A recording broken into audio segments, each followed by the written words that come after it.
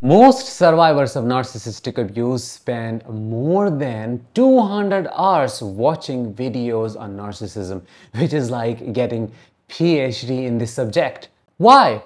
Well, they're in search of some validation. They do not want to feel alone and crazy. They want to heal. They want to understand what happened to them, why that narcissist acted the way they acted. But despite all that knowledge, they still struggle with trauma-related issues like insomnia, chronic anxiety, PTSD, eating issues, flashbacks, you name it, they have it. What is the reason behind that?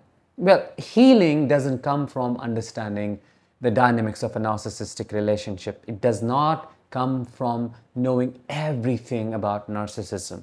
Yes, you need to learn, and that learning is your first step, but not the only step. Unfortunately, most survivors just stop there, and then they wonder, why am I not healing? Why am I still struggling?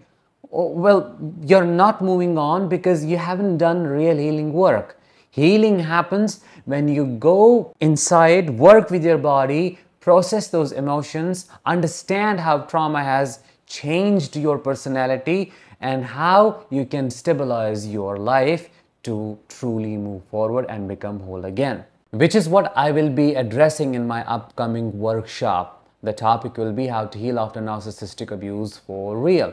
In this workshop, I'll help you understand how trauma from narcissistic abuse impacts every aspect of your life.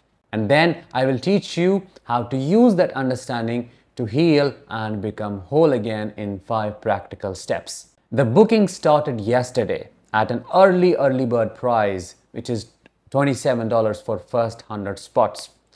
Almost 70 are already gone, around 30 or so are left. If you want to book your spot at this price, click the I button above or the link in the description of this episode. Remember, this workshop happens once every 2 years, so do not miss your chance. I'm looking forward to talking to you in the workshop.